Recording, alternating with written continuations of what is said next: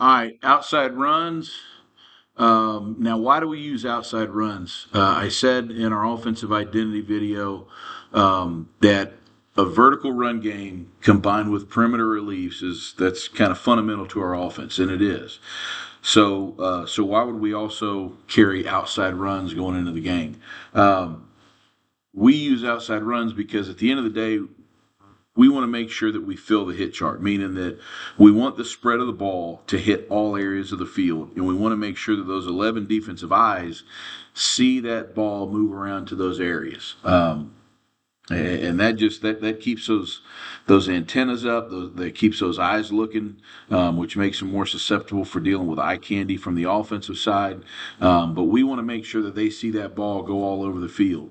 And just like with our quick passing game, which is designed to attack leverage and not attack coverages.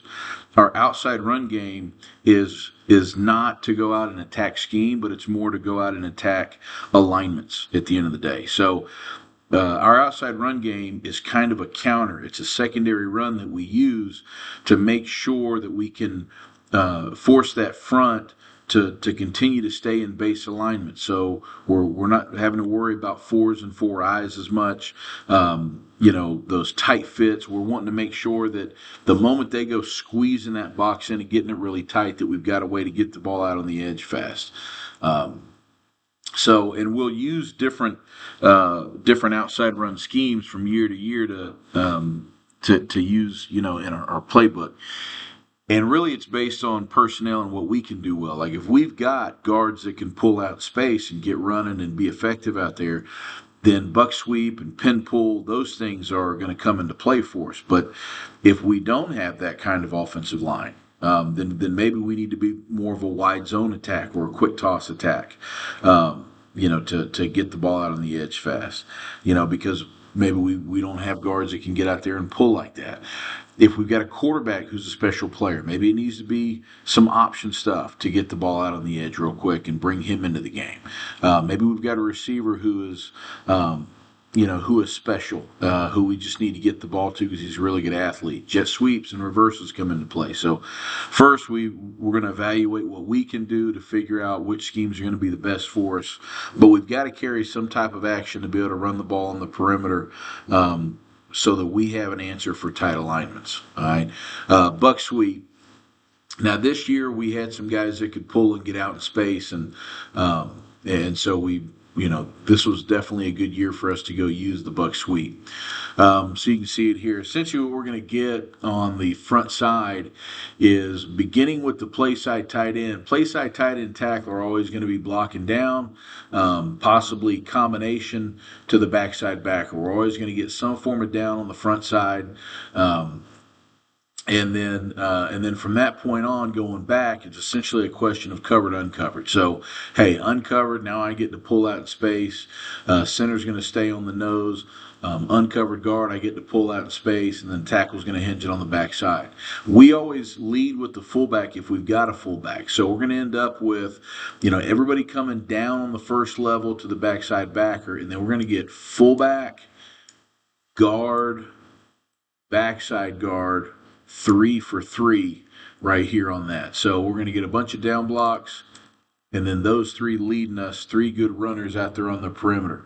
So you can see it right there. There's 3 for 3. We press the ball to the edge. We get up inside of it. See it from the back shot right here. Okay. Combination, there to there. Center back, both guards pulling. There's the kick. And then we're up inside of it running downfield. All right, in this game, we carried buck sweep as a counter action going into it. We were going to deal with a lot of mugs, okay, a lot of walk-up backers on the first level, and we knew we could get these edges reached right here, and so buck was going to be a good play for us. Now, what happens when you get the mugs is you lose the front side puller. So because we had the mugs walked up, center was going to have to be back on a mug, and the play side guard would not be able to pull at that point because he had a mug walked up in there. So he's got to go get that one. We're going to be there. I'm covered, so I'm going to base and pin this one right here. Lead with the fullback. Backside guard is still pulling, so we still get that leading us out in space. And there we go. Buck sweep when you got pullers that can run it. Okay, wide zone when you don't got pullers that can get out there in space. All right.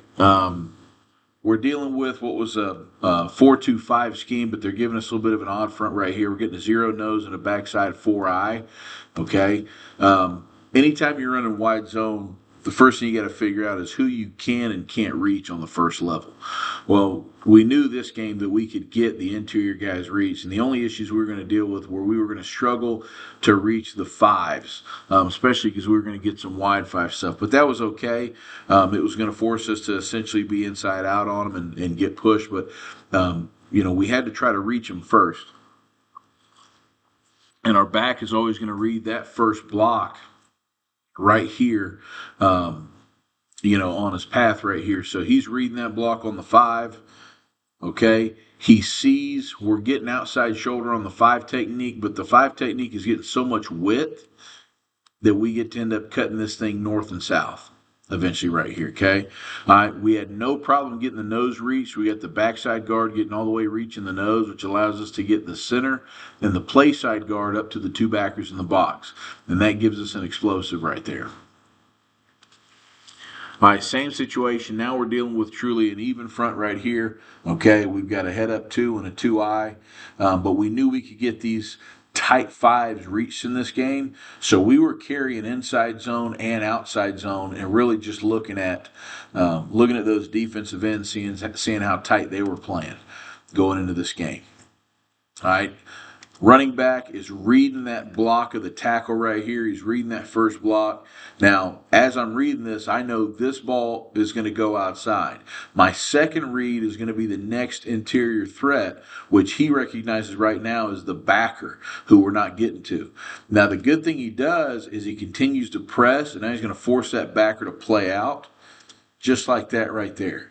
Okay, now I can cut up inside of it, get north and south, and go have a big play.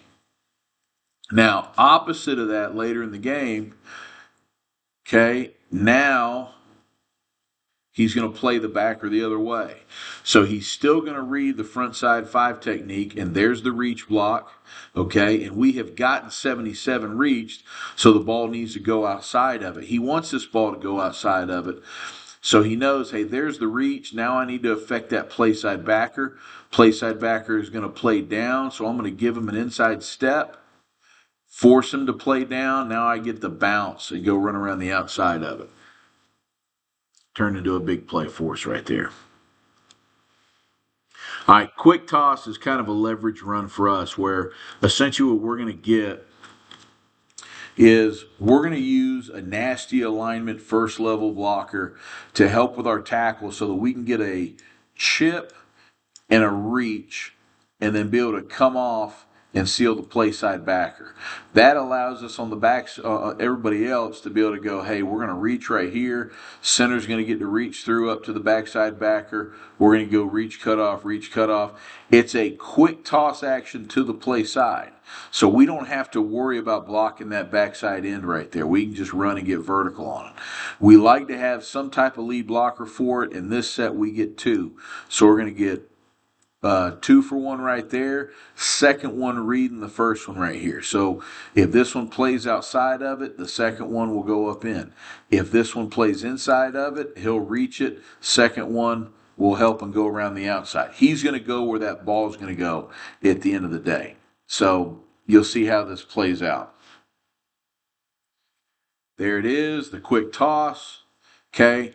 You can see the second puller reading the first puller right there, or the lead blockers, excuse me. All right, and so he goes exactly where the ball goes. We push that thing up inside. Okay, there's the chip on the first level. We chip and get up to the play side backer. That allows us to just get the ball on the edge fast. Okay, now in other years, we've got a special guy in the perimeter who's a really fast player. Now we use jet sweep.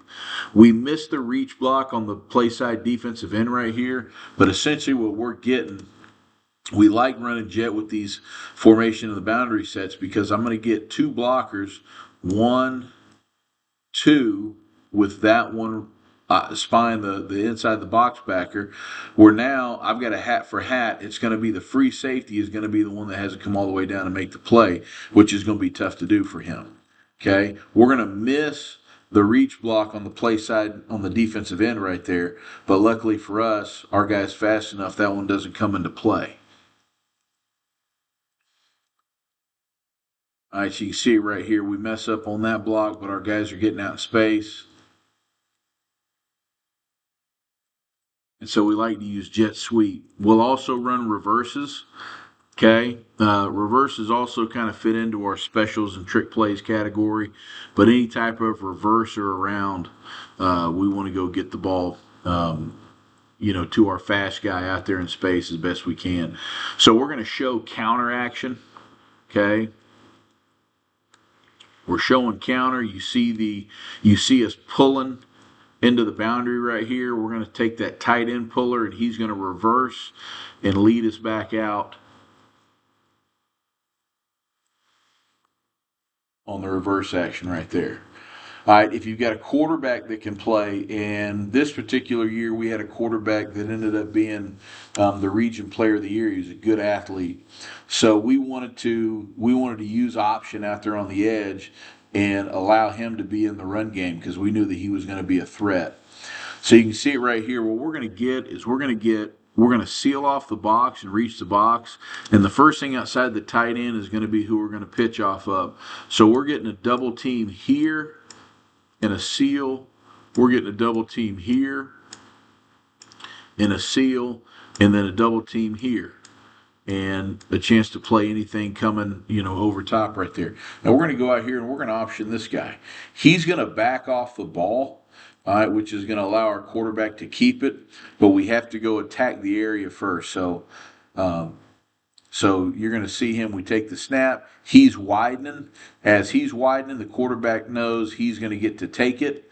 Now, the seal block on the, at the edge right there ends up being able to force through it. So we're going to cut the thing up inside of it, cut it back, and turn it into a big play for us. Now, we'll also get some tighter situations where we have to go pitch, and now we get the ball out there on the edge. Okay.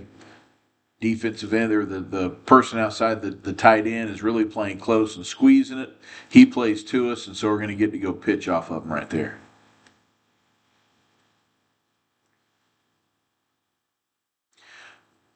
All right, so these are the different things that we'll do to have an outside run game. It's a secondary run game for us, but there's not an idea that's not worth exploring in the outside run game because it's again we don't invest as much time in the outside runs as we do our primary vertical run game, and so we're willing to explore it in all things. But there needs to be some type of counteraction in your run game so that you can effectively fill the hit chart with different ways to spread the ball around and be able to affect those those alignment changes and those cheats by the defensive front at the end of the day.